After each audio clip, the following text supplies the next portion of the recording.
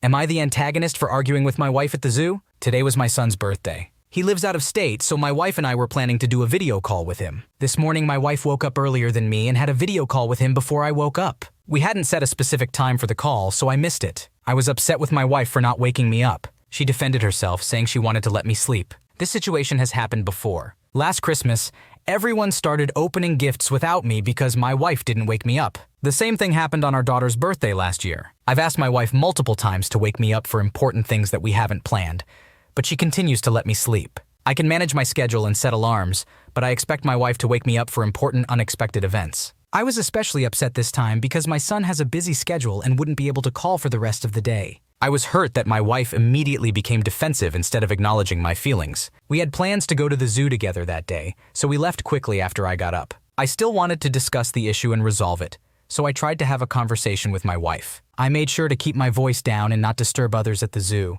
However, my wife refused to talk, claiming that it was inappropriate to discuss personal matters in public. I just wanted to resolve the issue so we could enjoy the day without lingering frustration. Am I wrong for insisting on having the conversation in a public place? It seems like you have repeatedly communicated your desire for your wife to wake you up for important unplanned events, and it's understandable that you would be upset when she fails to do so. It's also valid that you wanted to discuss the issue and resolve it quickly at the zoo so that you could enjoy the rest of the day without lingering frustrations. Your wife's refusal to talk about it and getting mad at you for bringing it up in public seems unreasonable. While discussing personal matters in public may not be ideal, it doesn't make you the AH in this situation, especially considering the circumstances and your intent to quickly resolve the issue. It would be helpful for you to have a calm and open conversation with your wife about your feelings and expectations surrounding these important unplanned events. Am I the antagonist for not always letting my coworker take the first shift? We are lifeguards working the opening shift at a local pool, which starts at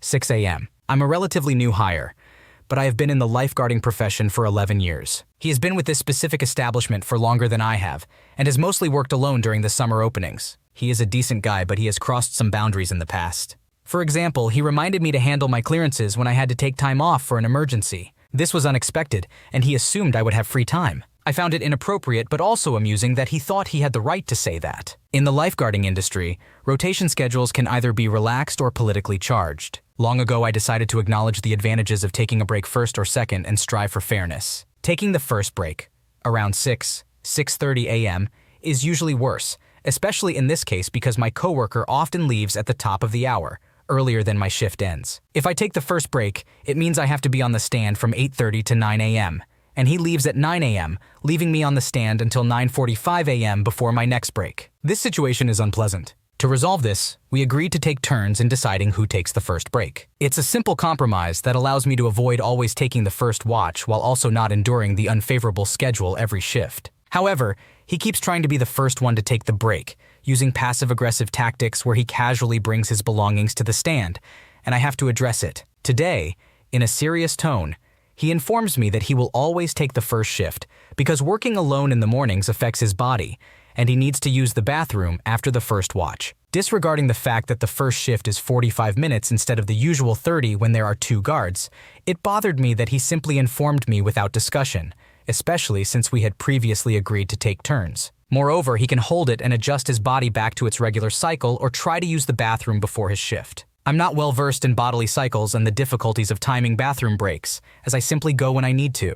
So I'm not sure how uncomfortable it is to hold it or how challenging it is to go before your designated time, so to speak. I told him we could discuss it later because my current stance is that I won't allow myself to be taken advantage of. Am I the asshole in this situation? You are not the a-hole in this situation. It is clear that you have tried to establish a compromise regarding the rotation of breaks, but your coworker is consistently trying to take the first shift without discussing it with you. His reasoning for wanting to take the first shift every time is not a valid excuse, and his straight-up telling you what he's going to do without any consideration for your input is disrespectful. You did the right thing by telling him that you can discuss it later, as it is important to address this issue and come to a resolution. Standing up for yourself and not allowing yourself to be taken advantage of is commendable. It might be helpful to have a conversation with your coworker about your concerns and make it clear that you both need to compromise and take turns with the first shift. Communication and mutual respect are key in resolving this situation. Am I the antagonist for ripping a doll my mom had sentimental value towards? I'm a 16-year-old kid,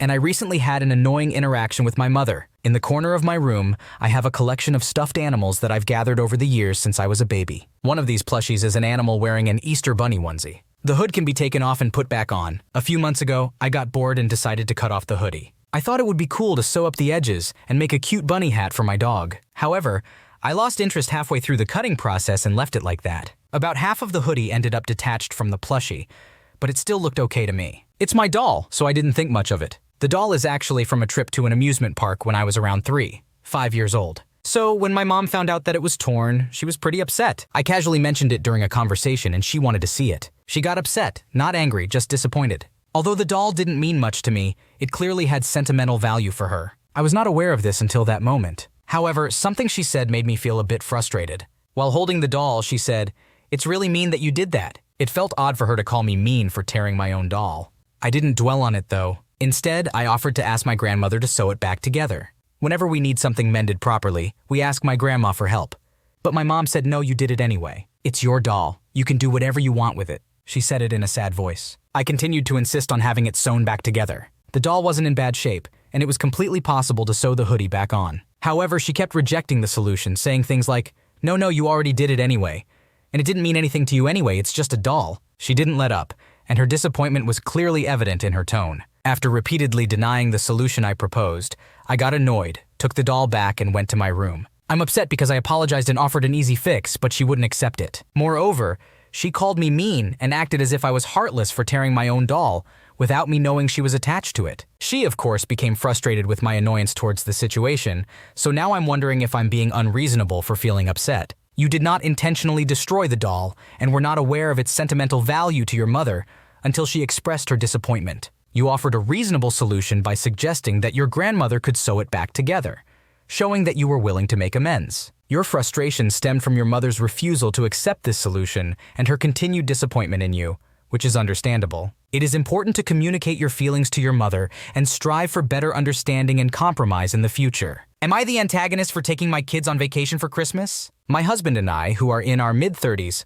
have been married for over 10 years and have 2 children, aged 3 and 1. We used to have a great relationship with my husband's parents while we were dating and after getting married, up until we had our children. Although things aren't bad now, there are times when our relationship is strained. My mother-in-law is very vocal about not agreeing with our parenting decisions and can be harsh about it. There is also a cultural aspect that has contributed to some hard feelings. In my husband's culture, grandparents are traditionally heavily involved in the day-to-day care of their grandchildren, and my mother-in-law seems offended that we are more independent. We do make an effort for them to spend time with our kids, but it never seems to be enough. We live only 20 minutes away and see them a few times per month, sometimes even more. My in-laws have 4 other grandkids, all from my sister-in-law, who range in age from 5 to 15 years old. My sister-in-law's family has annual passes to Disney, so they visit often. This year, they have already been to Disney 4 times or so, and it's great that they are making wonderful memories with their kids. The whole family knows that our kids have recently become obsessed with Disney. My husband and I have been discussing when would be a good time for our kids' first Disney experience, and thought maybe a Disney cruise would be suitable since our children are still too young for many of the rides at Disney World, but could still meet the characters and experience the magic. Today, my husband's other sister informed us that our in-laws will be taking her family, she is single and has no kids, along with my other sister-in-law, her husband, and their 4 children, on a Disney cruise for Thanksgiving this year. She wanted us to know because the entire family will be away for the holiday, and she feels bad that we will be left out. I am disappointed that my in-laws chose to take 4 out of their 6 grandchildren on a big family vacation, and didn't even invite the 2 youngest ones who are at the perfect age to enjoy Disney. It's not about the money. Both my in-laws and we are financially stable. We would never expect them to pay for our family to go, although they are covering the expenses for my other sister-in-law's family of 6. But the fact that we weren't invited on a family vacation is hurtful. My 3-year-old would be beyond thrilled about a Disney trip. I feel sad for my kids because they are being left out. I feel hurt for my husband who wonders if he did something wrong. And I am angry that they didn't have the decency to inform us themselves that the whole family will be together for Thanksgiving without us. Now the upcoming holidays feel awkward, and to be honest, I don't feel like making an effort for Christmas. I understand that we are not entitled to be included in someone else's vacation, but I can't help but feel upset about the clear favoritism. I am grateful that my children are too young to see the pictures on social media, but it doesn't mean that they won't hear about the trip from their cousins, though I mainly refer to my 3-year-old, who would be sad.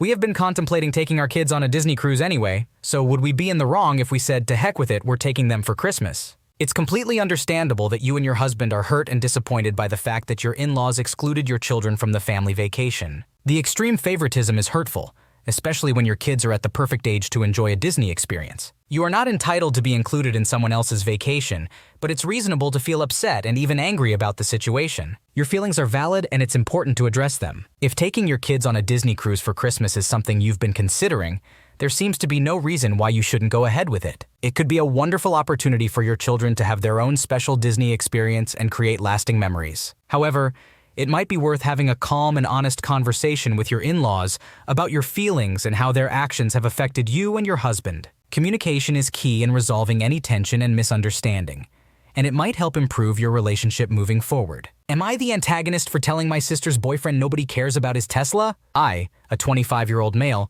confronted my sister's 21-year-old boyfriend, who is a 24-year-old male, after he continuously boasted about his Tesla. When I first met him a few months ago, it seemed like his entire personality revolved around his Tesla. For example, whenever I mentioned stopping at a gas station, he would make comments like, "What's that? I haven't heard about it in years," directing the conversation back to his ownership of a Tesla Model 3. Initially, it didn't bother me, but it reached a point where he would always bring up his Tesla in every conversation, irritating everyone. Personally, I have achieved success in my career, having sold one of my businesses for a significant amount in the low 8 figures about a year ago. I have been living a modest life, residing in a small 3-bedroom house, starting another business in pest control, and driving a 2023 Civic Sport that I purchased outright. I can't stand people who brag or flaunt their wealth. Today, my brother and I were discussing buying a car when the boyfriend interrupted and insisted on purchasing a Tesla, claiming it was the future of automobiles. He continued to brag about it, trying to convince my brother that even with the high price, it was worth it. It didn't bother me until he said,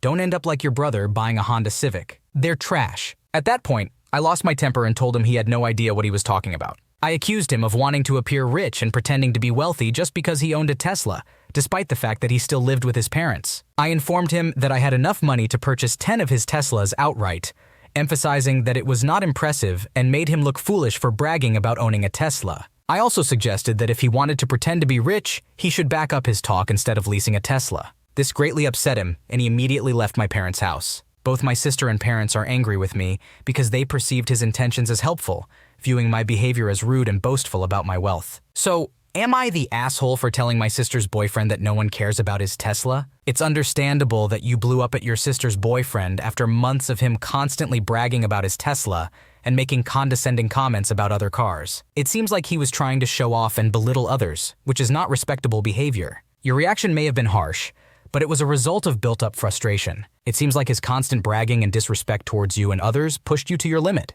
Your outburst was a way of standing up for yourself and putting him in his place. However, it's important to acknowledge that your delivery could have been better, and it's understandable that your family is upset with you. Apologize to your family for losing your temper, and explain that it was caused by the constant annoyance and disrespect from the boyfriend. It's important to address the issue with your sister's boyfriend as well, but an apology may not be necessary considering his past behavior towards you. In the future, try to address issues calmly and assertively without resorting to angry outbursts. Communication is key, and it may be helpful to have a conversation with your sister's boyfriend about how his behavior has been affecting you and others. Am I the antagonist? Is it my fault that one of my best friends ruined my pregnancy announcement? Yes, that's the title. I need the poll of public opinion to let me know if one of my best friends ruined my pregnancy announcement. And am I at fault? This is my first time as an expectant mother. I fell pregnant with an intrauterine device. The father of the baby and I had only been dating for about 3 weeks, so I have been riddled with anxiety and nerves about what to do. I never wanted children, so the whole experience has been very confusing. I have a group of friends that I've been close with for over 10 years. There has been distance at times due to life changes, COVID, locations, work, and general life getting in the way. But we always found a way to reconnect. In that group, there are some of us who are more closely connected, some more than others. I confided in 3 of them all separately about my pregnancy. One was getting married overseas when the baby was going to be 3 months old, so I needed logistical information before she announced it to know if traveling as a first-time mom with a newborn was feasible. I confided in the other 2 because they are both super realistic and parents themselves, so I wanted the raw truth if motherhood was really for me. Again, nobody I had told knew I had told anyone else, so maybe this is all my fault. One of the people I had told accidentally let it slip to someone in the group that I was pregnant. She begged the person not to tell anyone at all because she realized the mistake she made. She has since apologized to me and I accepted. The person she let it slip to, though, lasted only 1 hour before she intended to expose my secret to the wider friend group, robbing me of the chance to tell my friends myself. To my benefit, the 2 people she planned to tell were the other 2 in the group who already knew. She could tell from their response when she went to tell them that they both knew. She lost her temper and wrote me a text message in a group chat of others who didn't know about my pregnancy saying congratulations. It was very spiteful, and I feel like she took the chance away from me to A, tell her to her face that I was pregnant, and B, tell other people in the group who didn't know I was pregnant. She then started sending me these awful messages about how hurt she was that I didn't consider her feelings when telling people I was pregnant. She was making out as if she was the only person on the planet who didn't know. She even went as far as to say I had told everyone else but her so I could make a fool of her. None of this was true or my intention at all. I had planned to tell her and the other friends the following weekend at a face-to-face lunch so we could celebrate together. She has since spent the last week attacking everyone in the group that knew, saying how dare they keep secrets from her. I'm really confused. I felt like my pregnancy news was my news to share, when I felt like sharing it and with whoever I felt like sharing it with, and in no particular order. Am I the person at fault? You confided in your friends about your pregnancy, seeking support and advice from those you felt would provide it. It was not your intention for this information to be shared with others without your consent. When one friend accidentally let it slip, she immediately regretted her mistake and pleaded with the person she told to keep it a secret. However, that person went ahead and intended to expose your secret to the group, depriving you of the opportunity to share the news yourself. Your friend's spiteful text message, in addition to her subsequent attacks on everyone who knew about your pregnancy, are uncalled for and unreasonable. It's understandable that she may have felt left out in the moment, but it was not your responsibility to prioritize her feelings over your own desires to share the news in your own way and at your own pace. In conclusion, your friend should respect your decisions and timing in sharing personal news. And the friend who leaked the information should take responsibility for her actions instead of attacking others. Thanks for watching. When you subscribe, make sure to hit the bell to turn on notifications so you never miss a video. To finish listening to all the stories, check out the playlist in the description.